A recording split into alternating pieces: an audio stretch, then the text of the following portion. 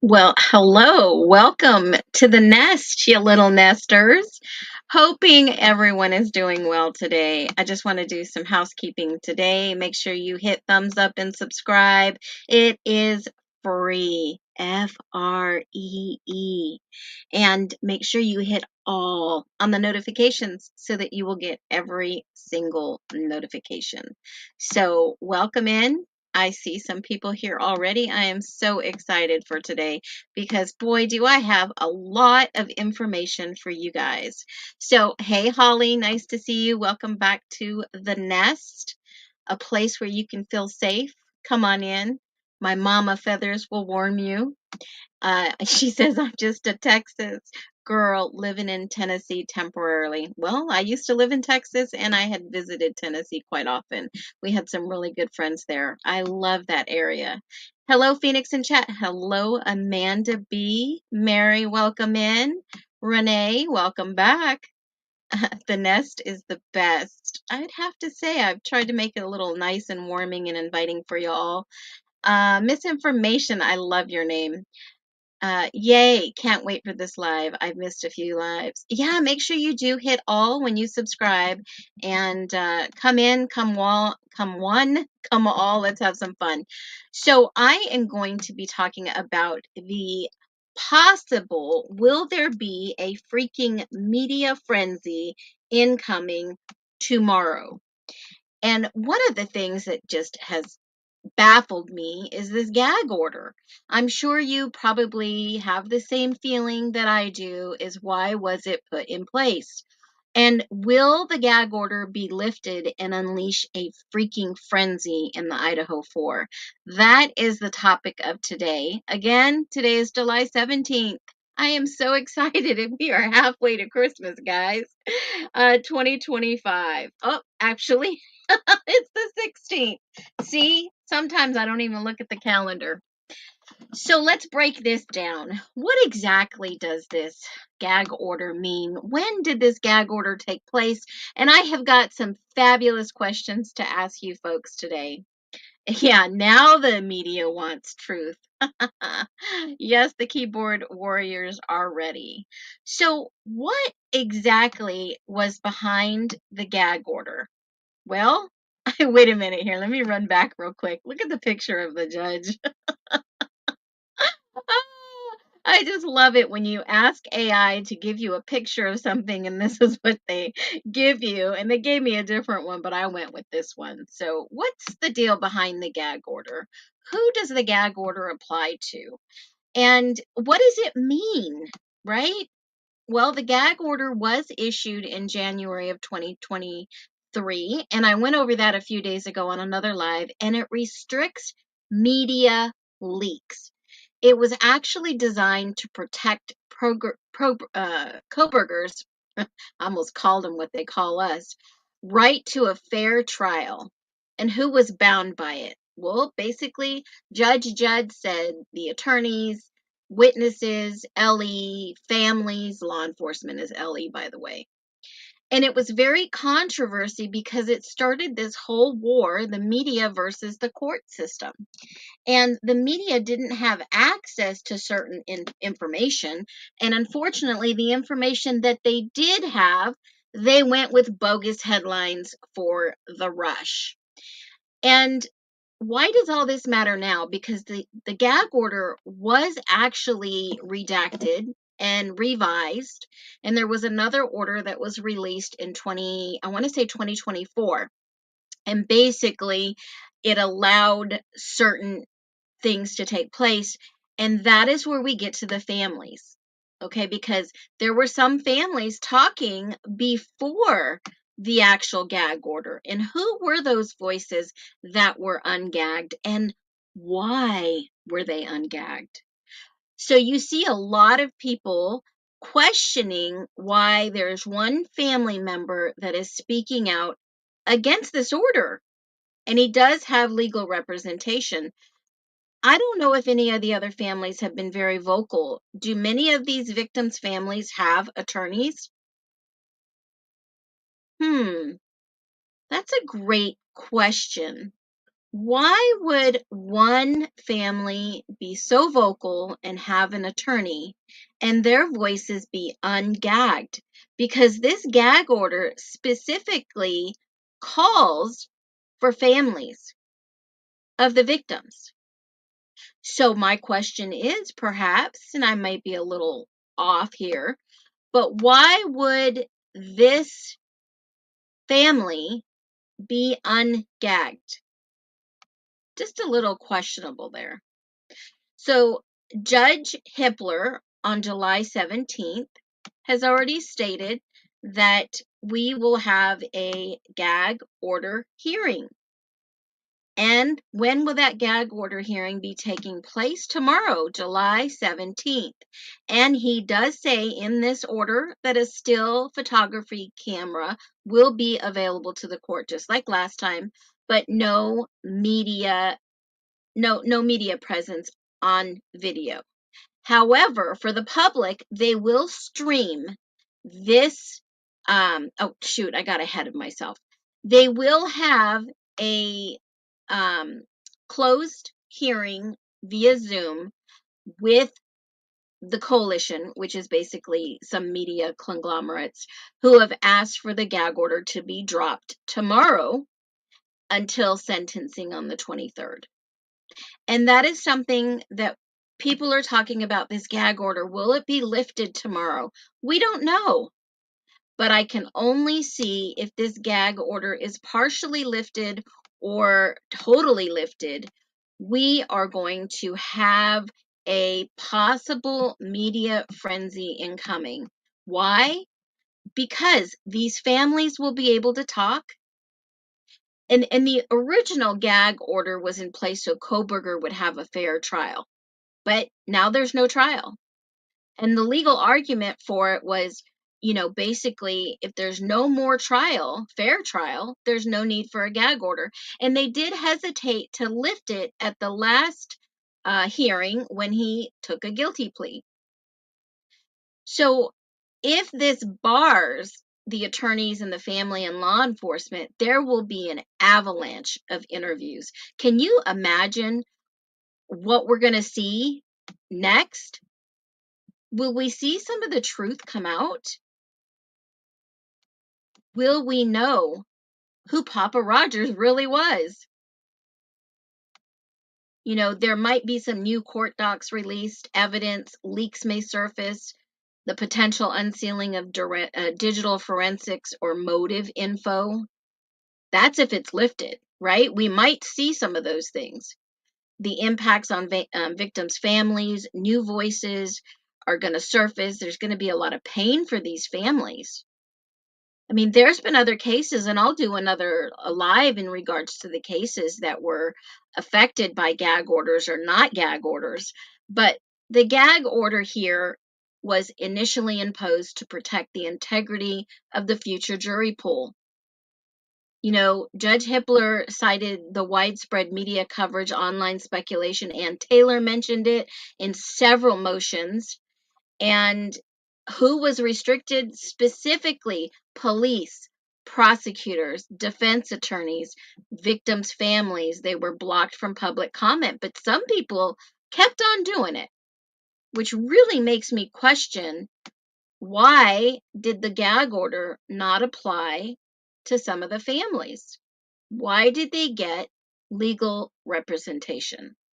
What was the motive behind that? That's one of the big questions. And then we see what's happening now. And I've seen it on TikTok. I've seen it on YouTube. Some of these people are just wicked creators that are talking about, oh, this and that. And once it gets dropped and we're going to, find out who Papa Rodgers is. And, that Papa Rodgers post that I put out there that everybody is freaking out about.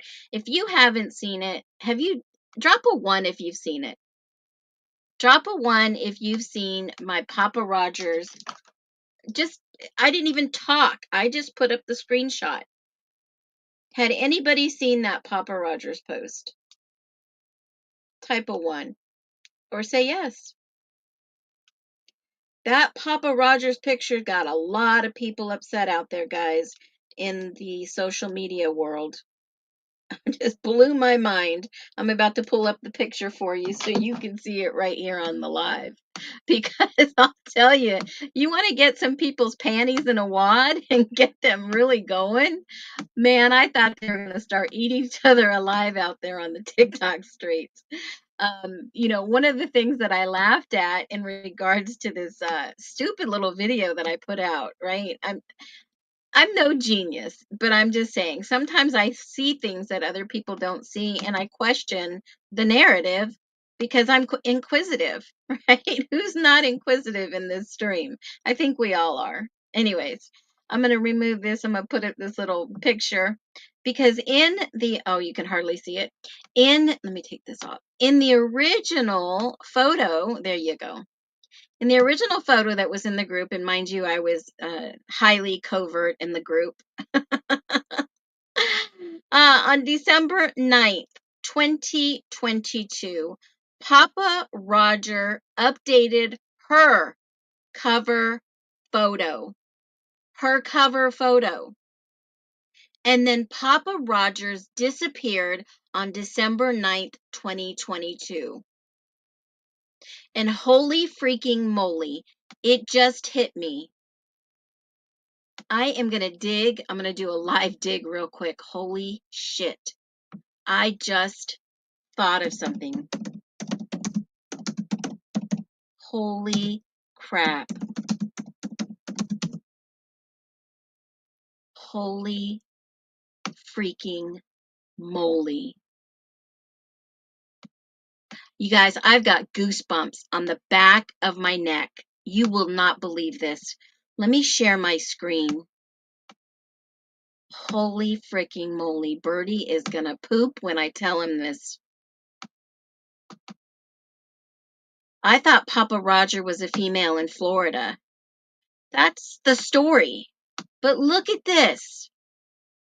Looky, people. Can you see this? Can you see the Department of Justice? Western District of Washington. You know how close Moscow is to, yeah, okay. You know where that is. Key member of drug distribution ring linked to the Aryan prison gangs, sentenced to 14 years of prison. I hope you guys are reading this right from the DOJ's website. Remember the study that Birdie and I have been talking about? Okay. Now, Tacoma. A key member of a drug distribution ring selling fentanyl pills, methamphetamine, and heroin throughout the Puget Sound was sentenced today in district court. But let's go down a little bit further. It'll tell you that it was Michael Socum, 46. He tried to evade and then move the activities down to Arizona.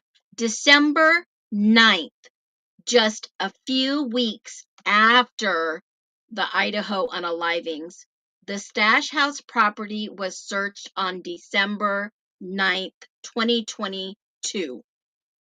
They arrested all these people, all these drugs, and Socum and Gill were the main people in this drug bust. So for the last few years, these drug busts has been going on while this whole investigation has been going on. And all of a sudden, there is a plea deal made between Coburg. Now, I'm not saying he had anything to do with this, but isn't it just a little suspicious that the date right here, the property was searched on December 9th. That's when they all were arrested. And Papa Rodgers, in my little guide here, updated her profile cover on December 9th. And that is when what happened. When did this profile go dark? They said it was when he was arrested. I'm going to have to go back and see if that's the fact. Made it backing to catch up. I don't know, but this was the actual screenshot. I just put equals public relations because they were doing a lot of stuff trying to get some more info, and they had a lot of good info. But I'm wondering if this had anything to do with this takedown in Washington on December 9th. Wow, what a coincidence. So anyways, the gag order hearing will be set for tomorrow, and I just totally lost my train of thought. So we're looking at the hearing that'll be on Zoom. The obviously the public will not be available to watch the Zoom. I'm sure that we'll hear it if a public, just a total media frenzy happens. We're probably going to see more people talk, but in the case summary today, the state has filed a motion in regards to the gag order. Now, right now, it is not in the repository. We can't see what that actual document says, but I'm sure that they probably have some objection to the gag order prior to the sentencing on July 23rd. And that sentencing will actually take place, and per Judge Hippler's, oh, wrong one, hold on. Per Judge Hippler's order,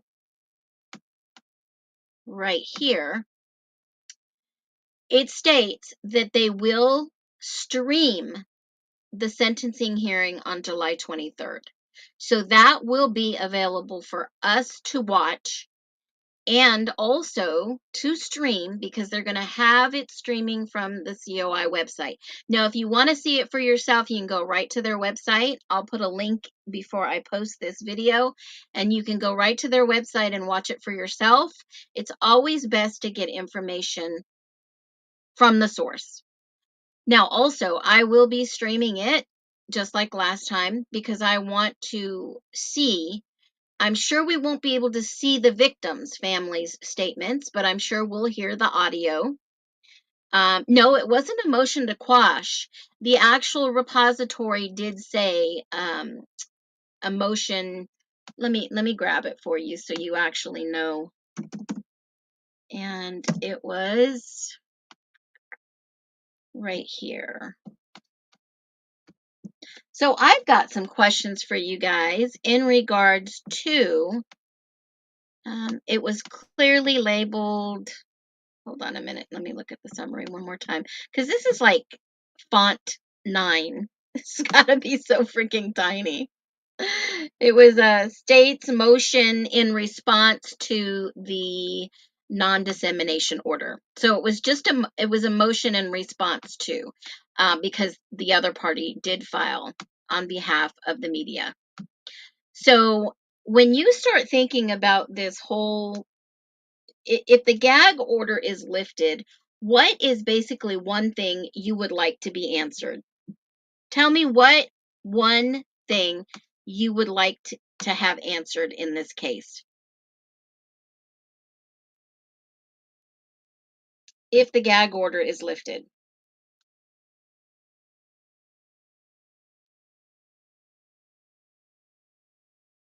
I mean, I've got tons of things I would like answered. So he can't be Papa Rodger. I don't think he was Papa Rodger at all. I think maybe the law enforcement was Papa Rodger to kind of draw out someone that they maybe had been questioning, or it could have been to keep the case alive. It could have been somebody doing the rest of the study that had been blotched, kind of get victims' reactions or how the general public would react to it, perhaps. Those are just some theories and some thoughts. I want to know what evidence will be available if the gag order is lifted. Obviously, will Papa Rodger be confirmed, or will it be refuted? I want to know how Netflix, Prime, and other documentaries will react to the flood of media frenzy.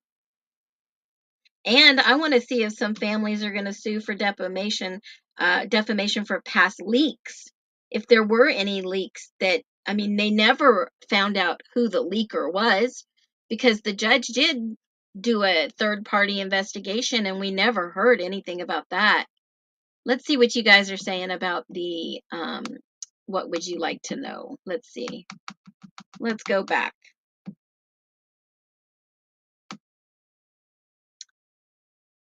Phone records. JK001 phone records. Glenn autopsy results. That is a great one. That is a great one. Who really kid? Yep. I would like to know who really did this. Yep. Renee, I agree with you. I want to know it all. Wrote phone records. Well, whose phone records? I'd like to know all phone records. What Dylan and Bethany know. I'd like to see Syray reports and findings. Just the real truth. Nothing but the honest truth.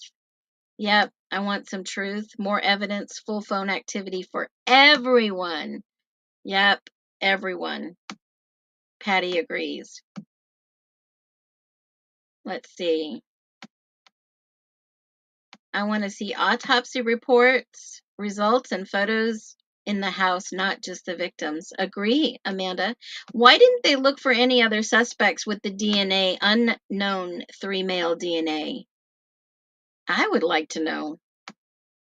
Everyone's phones, that won't happen. Financial records for all these people and if they got payouts, especially since they did do a subpoena on Koberger's crypto. Did they find anything?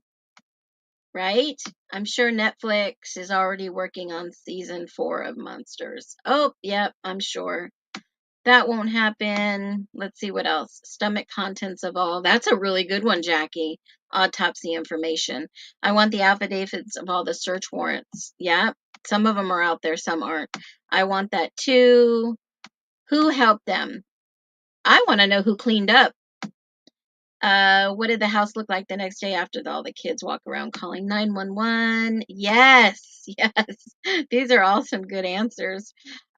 Questions. Why did they really went after Brian so hard if he's a Fed? Wow. Why the hours of delay calling 911? I agree. Is he an agent? Is he a CI? Who cleaned up? Right? I need to hire them. Why were the police movers? You got it, guys. Why were they moving victims' boxes and boxes out? Did they hold the contract? I mean, these are some of the best questions that I would like answered, right? It seems like it opens Pandora's box into so many new questions. So do me a favor, all. If you've got, and I want to give a shout out to the replay crew. I really, really appreciate all of you being here live if you have the time, and then the replay crew. I just can't believe the amazing support of bringing you just a little factual truth and evidence to all this is really opened a lot of people's eyes to, are we being sold the truth? And with this media frenzy incoming, I can only imagine what tomorrow will bring and what we'll learn the minute that maybe we'll get a partial drop. Maybe they'll say the families can talk. Maybe they'll say that media can talk to Ellie, or maybe the attorneys. Maybe there'll finally be some press conferences. Maybe we'll find out that he's innocent. What could you imagine tomorrow if we learn that there has been just so much corruption and this guy is really innocent? Wouldn't that be amazing? Glenn, who were the cowboys? Great question. Who went into the house that one night? Wow. Police were the movers, maybe making extra money. Stomach contents will tell the truth. These are normal questions, especially the family, right? If the family have been kept in the dark, they want to know the truth. Yeah, was the sheath planted? What time was the sheet found later? It seems like it was mentioned in the new book. Okay, I've done a deep dive into this new book. I am not done reading it, but this should be a fiction. Now, typically, and I could probably have a whole nother live about this and give you the general consensus. I'm a watcher and a reader. I like to read and I like to watch things. But if I find discrepancies, I'm going to tell you guys. It should belong in the fiction section. There is a lot that is not accurate in this book. What time was the sheath later found? Hey, this is great because on the first pass through, there was an officer that went through the first walk through the crime scene. Remember, Payne was the second one, and he clearly states that in the PCA. So someone went in before and didn't see the sheath, but then the second person who walked through saw it. And typically you don't touch a crime scene.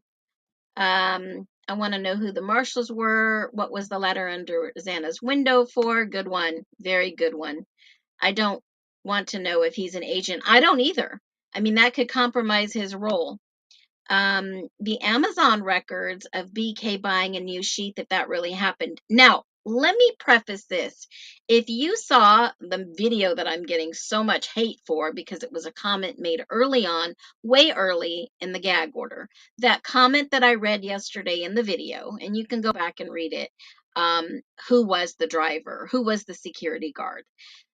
Now, if that was true, and I'm just saying, if that was true, that Brian Koberger and Kopaka may have been doing something in the car that they shouldn't have, and someone took that knife and that sheath, what if he realized that night, I need to replace this because someone is going to blame me because it was mine?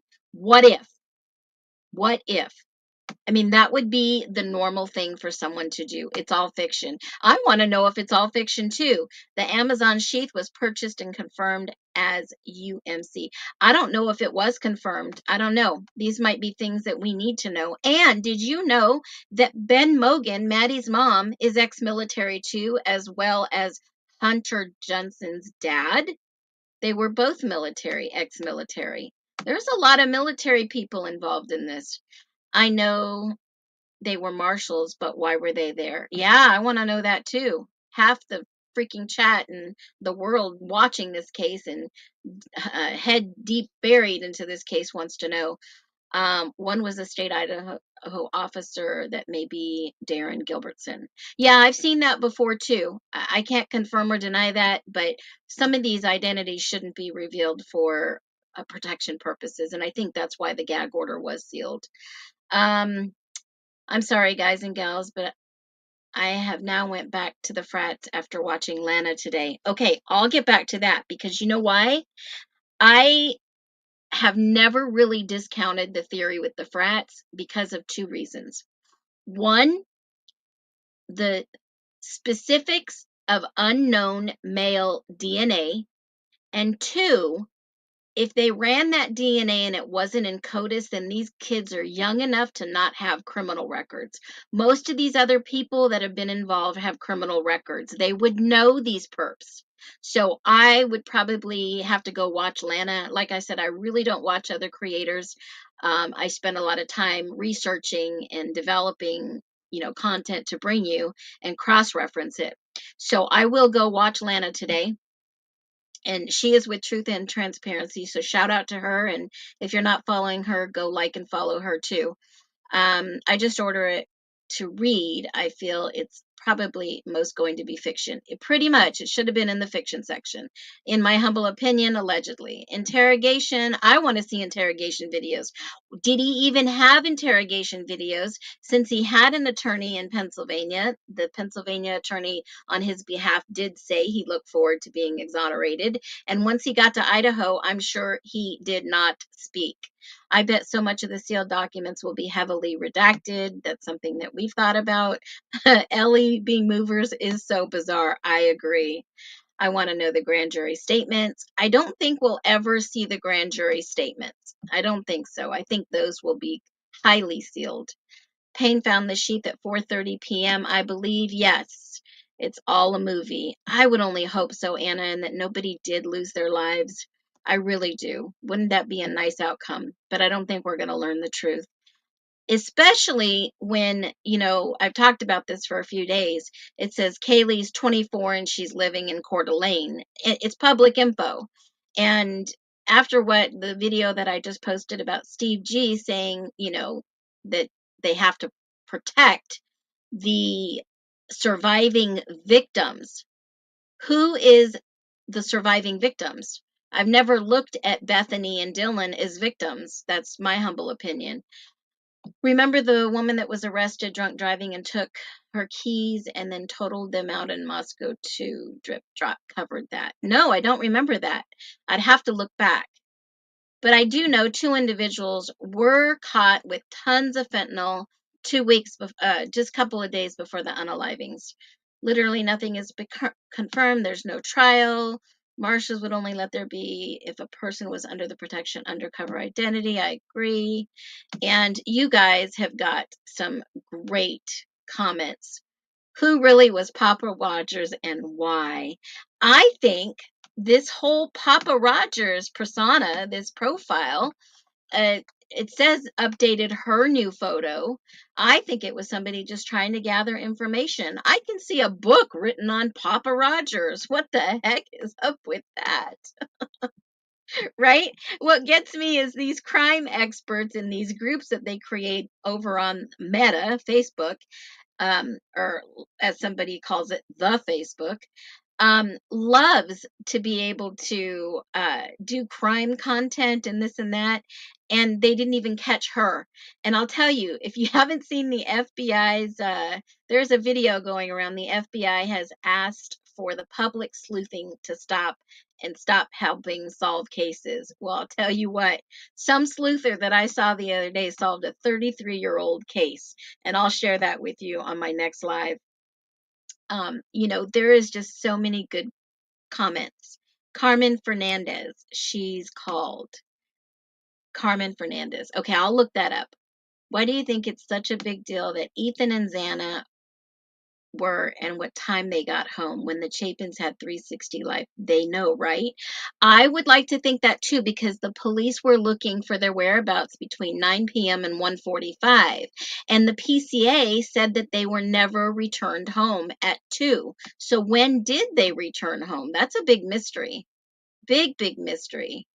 Yeah, he never said how many surviving victims. So I just want to leave you with one last thought today as we all go about our daily routines. I'll be back on later because I do have the segment coming up with the alternative theory in regards to Brian Koberger, the one that makes the most sense to me. And it's using my basic theory of Occam's razor. If you don't know what that is, tune in later on today. Make sure you hit subscribe and like, and make sure that you do follow with the thumbs up and hit notification to all.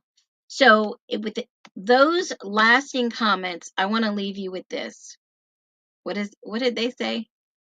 For the love of God, does Xana really get her DoorDash food? I need to know. I need to know too, because I did hear this. And remember, people have contacted me that I have basically vetted them to know who they really are. They had told me that if that was Xana, their normal routine from coming back from Party City or Party Row or Party Town, whatever you want to call it, was usually between 3:30 and 4. And if they ordered anything to eat, that was their normal routines. Now, I will say this after I swig a glass of water. In the Amazon Prime series, if you caught David Barry, I'm going to call him David Barry, say, it was about 4 a.m.-ish, and I'm paraphrasing, I'm not doing exact quotes. He paraphrased, it was about 4 a.m. and we were all trying to hurry home around that time frame. So that, to me, seems like for that town, on Friday nights when they went out and partied after a long week of college school and football games, they were out partying to the wee hours of the middle of the morning, and that was their normal routine. And if someone had been watching them while doing other things in the background, they would know their normal routines. So Xana could have been on TikTok scrolling in the kitchen while her food was delivered. So it is a possibility.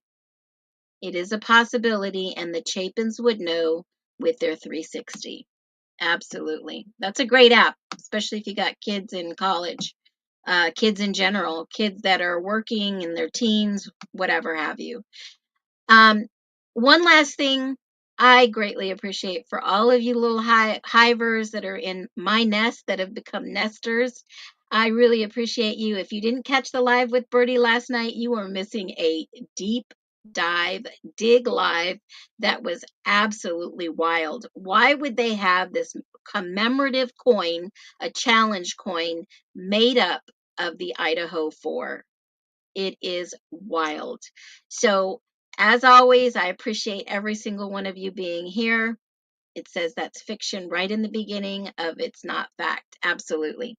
So, I really appreciate you. And like I always say, be well.